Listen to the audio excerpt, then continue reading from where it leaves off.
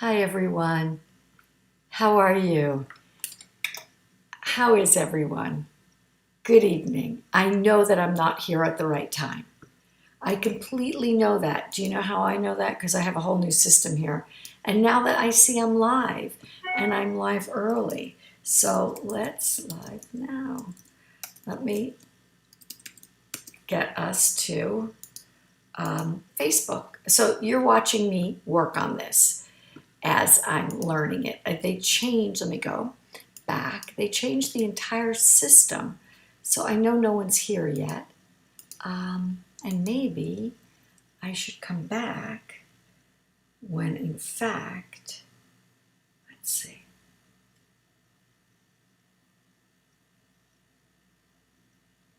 Let's see how this goes. Okay. I'm going to stop. No, I'll just. So tonight we are going to talk about Botticelli and one specific painting.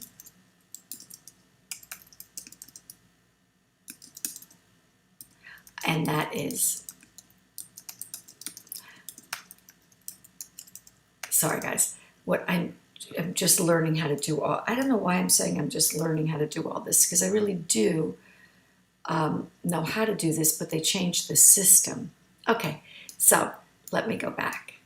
Hello everybody. How is everybody? It's good to see you here. Do I have anybody?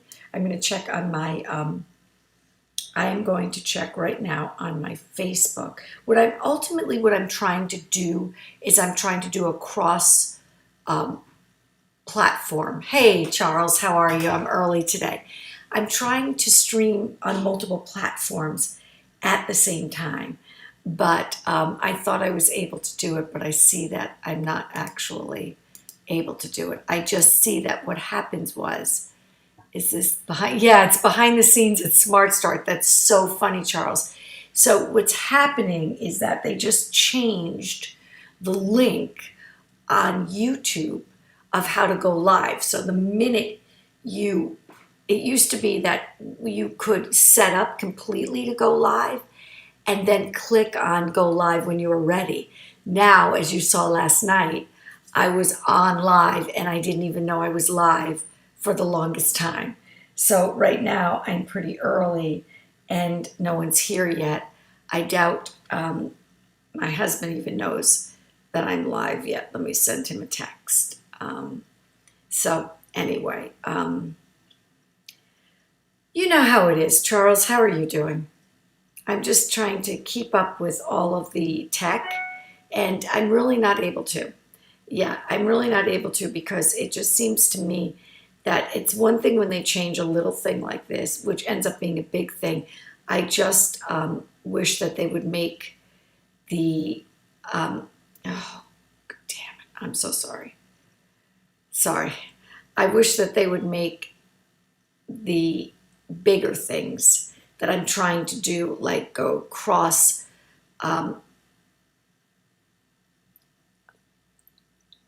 platform easier. Yeah, and I'm just not sure how to do that. So I'm early, everybody. I'm sorry about that. We have Charles here. Don't know if anybody else is here, but let's get started. So I'm really sorry. I'm rambling, and it's behind the scenes at SmartStART, and it's really not pretty, is it? 2011. I was thinking yesterday after I did the Carrie James Marshall piece, which I now have on my desktop. I was so taken by that one piece. And I have to tell you, the picture on my desktop has always been my son holding Newton when Newton was first born. And Newton's now 9 years old. So that's been there for 9 years. For me to move that piece to put the Carrie James Marshall is really something. I was so taken by that Carrie James Marshall. And so what I started to ask myself was, today, what were other pieces that really spoke to me during, just that I can't forget, or that there was such a sense like that. And one of them was from an exhibit at the Met in 2011, Renaissance Portraiture. It was phenomenal. Ghirlandaio, Botticelli. It was just one of these, hey Arlene, how are you? One of these amazing, I feel like I'm wearing a matching necklace to this Botticelli portrait. This portrait was so amazing at the Met that it was very hard for me to turn away. It was very hard for me to leave. And of course, I had a group of people with me and I was doing an educational program, and then I brought collectors in, doing a collector program and all kinds of things. And each time I found myself, and that's not me in the picture, um, absolutely riveted by this portrait and not being able to move from it. There was something about it, just like the Kerry James Marshall yesterday, that has stayed with me, right? It was one thing to study this portrait. It's another to see it in person. And so in thinking about that this week, I wanted to think more about, instead of feeling like I'm giving a talk or lecturing or anything like that, the pieces that stay with us, especially during these really hard times, and that somehow just live, the beauty of them or whatever, live within us. And interestingly enough, you know, I just, she has, her hair. Charles, that's one of the things that it's so fascinating. Oh, thank you. That painting behind me is Jong Hung too. Yeah, I'm in the process of moving things around and such. So yeah, Jong Hung too, and then the artist Chen has the sculpture, and then Hu Bing glass. So what stays with you with this painting when you see it in person? Yes, she's beautiful. There's no question, but it's the way it's painted. Botticelli, it's like if you could paint air, that's how he's painting her hair. And I always think about Leonardo's curls, right? And the beautiful airy quality of Leonardo's treatment to hair. But there's something that Botticelli does here with her hair, with the lace on her dress, with the feathers, the little feathers in her hair, the pearls. It is absolutely sublime. You can't walk away. Forget about look away.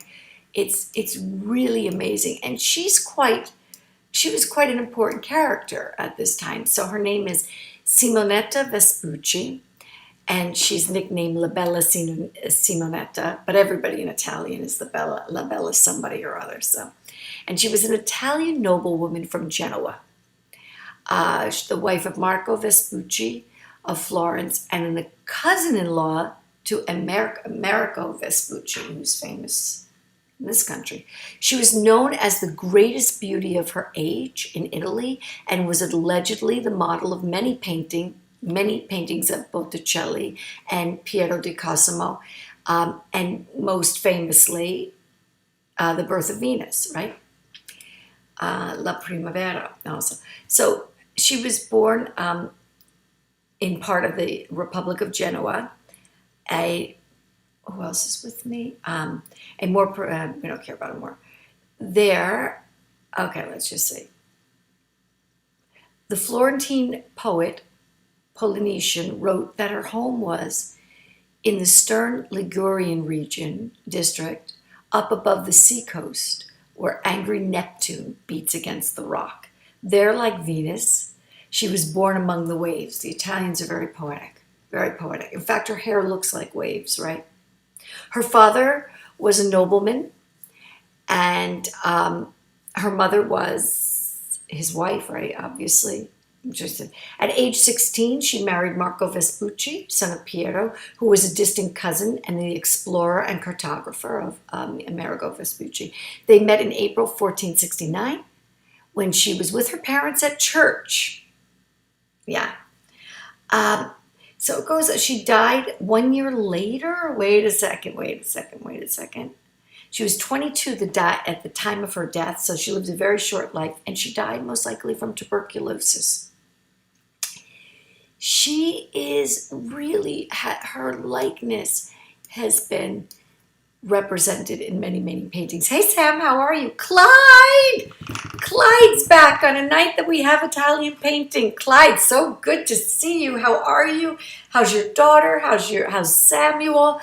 Oh, so good to see you. The painting was made in, let me just see the date of the painting, in the mid 1480s. And it's just one of the, we're talking about pieces tonight, guys, because I did a show last night. We looked at a new Kerry James Marshall piece that just riveted me. This is one of the pieces I remember at the Met in 2011 not being able to walk away from, having to come back, having it capture my imagination so much. And across from it is a famous Ghirlandaio painting of the little boy looking up into his grandfather's face. And this exhibit had so many masterpieces. It was stunning. But there was something about this painting that just, for me, captured it. And so as I was thinking about Kerry James Marshall piece yesterday and showed you that, I thought, wouldn't it be fun to look at pieces that just stay with you? And so I invite you to think about that. What are some pieces in your life, in art, that have just stayed with you, that just have captured, for whatever reason, have captured your imagination and can't, let it go? And it was interesting because this is a very famous painting, but I couldn't remember the name of it. And then just thinking about it and searching for it and finally coming up. You know what? It's not so much that she seemed alive to me as much as he painted it with this, there's this magical quality about it. There's this ethereal, beautiful etherealness. I couldn't stop looking at her. And yes, as they say, she was one of the most beautiful women in Italy, but it's almost as if it's not just this physical beauty. There's something so transcendent about her. And I'm not sure what it is. I mean, just the way her ponytail, look at her ponytail in the back. It's kind of like, it just stays up in the air. I know it's a cording around it. But even, this doesn't do it justice, but her hair is so light, hanging just so beautifully, and the pearls in her hair, everything. And yeah, you wonder what she's looking at. And then you notice really just like this translucent effect on her skin and her face. And then also the lace on her dress. There's just something otherworldly about this piece. And I did not expect to feel this way about it. I was stunned by it. Yeah, that elongated neck. Yes, Sam. Beautiful, right? Every piece of her, every piece is extraordinary. The braid in her hair with the red wrapping around it and the pearls, and then the pearls down the center of her part, and the roping in her hair. Every single piece is extraordinary that you just want to stand there forever and look at it and decipher it and fall into it. And at the same time, it all comes together in this symphony of a piece as well. And so in taking that cue from Kerry James Marshall, the Blackbird, right? Blackbird and Not So Blackbird piece last night, which, as I was saying before, is now on my screen.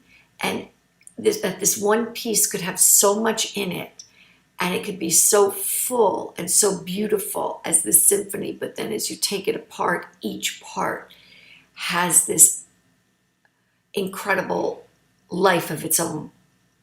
Any piece of this, like Kerry James Marshall's piece, could stand on its own as an individual painting, interestingly enough. Yeah, it is just, it's so beautiful. Yeah, I put the black background, but his on smART, but his background is also black on the piece, and it does make it stand out.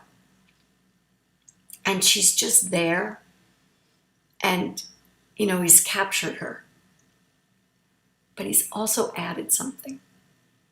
He's added something to this, to her. I don't know if so much added. It's just his incredible style of painting, I guess, right? I want to look. Portraiture painter. I can't spell. I want to read a little bit about him for you because we're just going to look at one piece. I just really wanted to look, especially at this time, you know, I feel like it's August, right? And every day there's just more nonsense in our worlds. Yeah, it is. It's the same character. It's the same woman from Birth of Venus, Sam.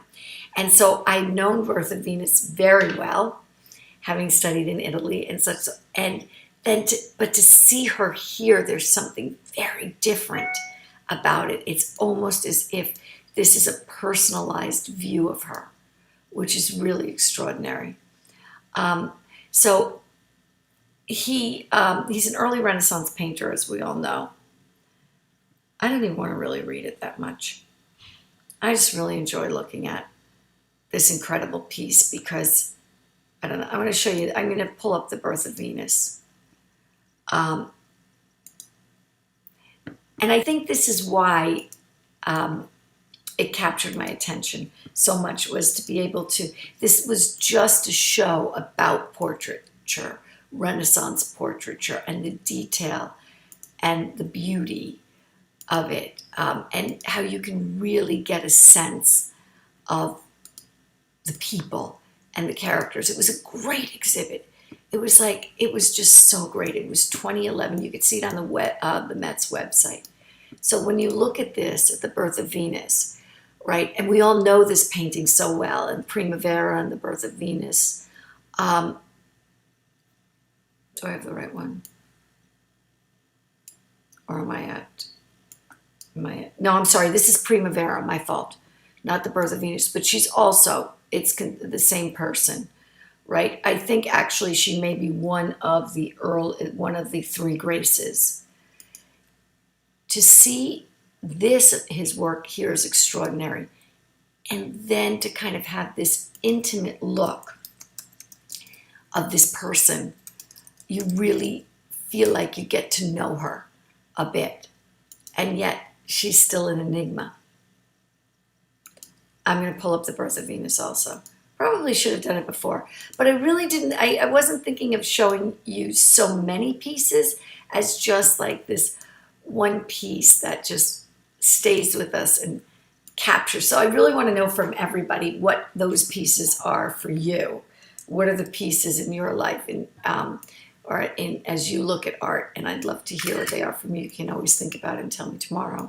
Also, because I think I'd like to do a series this week of what are those pieces that stay with us, and like you'll never stop wanting to look at them.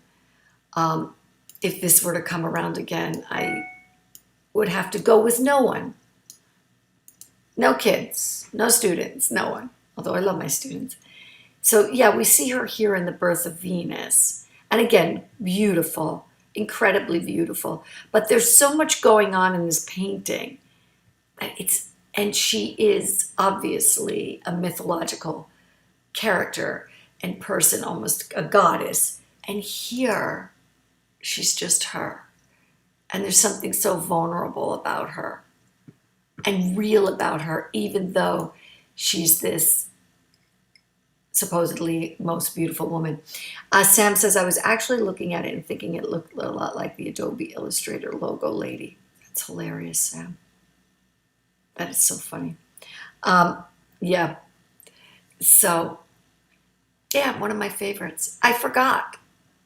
Except that when I remember, what I like to remember right now, what I'm thinking about right now is museums are closed, and even when they reopen, how different the experience will be with us, before us, is I'm thinking a lot about what it is that I felt being at a museum. What is it that I'm missing? And what is it that I felt?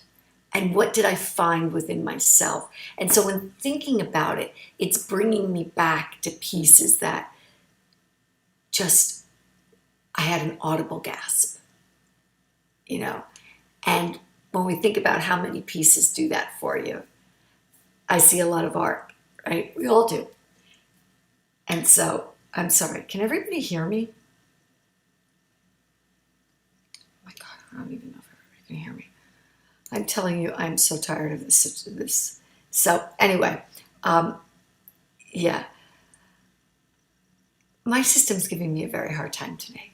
But anyway, that notwithstanding, yeah, they're good. We can hear me. Yeah, it's a good question to ask yourself.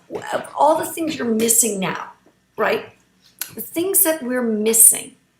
Why? Thank you. Why? Because one of my signals was going off, so I'm asking. The things that we're missing, I want to ask myself, what is it that I'm missing? Why am I missing it? And chances are it's a way, I think, in which it makes us feel, right? To go outside without a mask because you feel freer. You can breathe, you can speak, you don't feel confined, you're not, right? Going to a museum, just being able to walk in at any given time. What was it that it felt like to just stand in front of particular works? And this one I remember back from 2011. And it was the way that it made me feel, but also my experience in that place. And I also think that a lot of things that I thought that I was going to miss during this time, really thinking about it, I really don't, because I'm not missing myself within that circumstance. I think, if that's making any sense. I don't know. It's something that I'm thinking about. So anyway, Simonetta, La Bella Simonetta, she is beautiful in so many ways, though. He captures her in so many ways. Yeah. So, yeah, he took it all for granted, right? Took it all for granted, Sam. And so now it's like, I know friends are like looking forward, we're all looking forward to going back to museums, but I want to be sure that as we go back, I'm not going just for the sake of, oh, the museum's open, let's go. I want to be more thoughtful about it. I want to make sure that I have the time to look at the pieces I want to look at. If I have to wait a few extra months to do it, I'd rather do that than to feel like I just have to rush in because it was something that was taken away and now it's back. I don't know if this is making any sense, but yeah. So anyway, I love this piece. I think we'll do another one tomorrow night and then we'll wrap up the whole week. You know what'll be interesting to see on Friday? All the pieces together.